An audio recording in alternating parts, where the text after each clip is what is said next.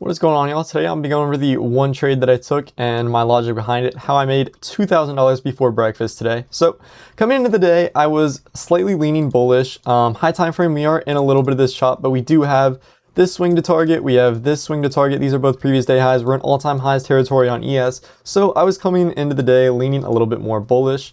If we scale down to the 4 hour, there's not a whole lot going on either asset. We do have this 4 hour SMT down here. So this external SMT that we are clearly distributing off of now.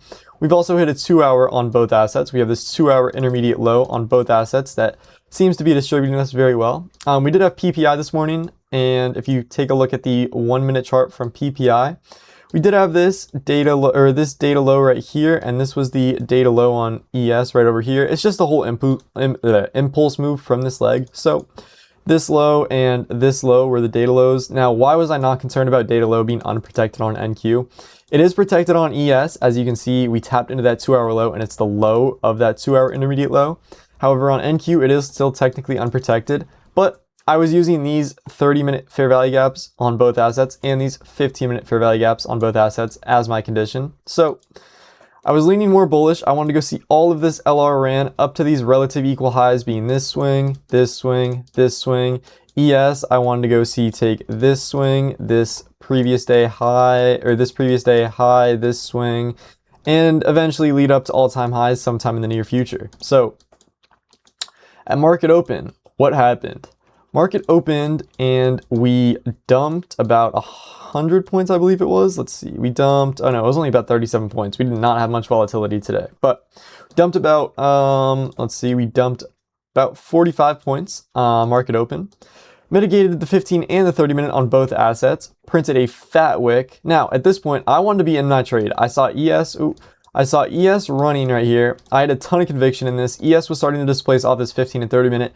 NQ was still sitting here, and I was just waiting for a close. There was a 30-second here. I don't have the 30-second chart on TradingView right now. I've been using Trade but this high right here was a 30-second high right here, like a 30-second close, or this 30-second body close, or this 1 minute body closure was a 30-second body closure as well. So I was just waiting for a 30-second CISD, which we did get.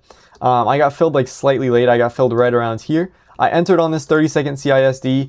Now, I do trade inversions, so why was I not concerned about this inversion? Well, if we take away both these rectangles, because now we know our condition, we had a 15-second gap right down here. We had a 15-second inversion with a 30-second change in the state.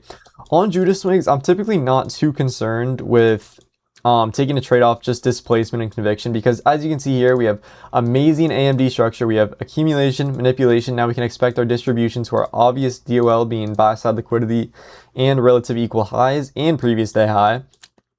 We now have a ton of displacement running higher. We're aligned with time. We have 930 opening lower into a fair value gap on both assets and then starting to displace higher. We have everything we need. I was completely fine taking a little bit of extra risk and not getting in on this 1 minute inversion, but rather getting in a little bit lower. I was considering entering off this 15-second IFEG, but I didn't have my position sizing ready. So I was like, all right, I'm gonna wait for the 30-second CISD and enter off that. I took 6 micros per account, I believe. It might've been 7, might've been 6, I don't know.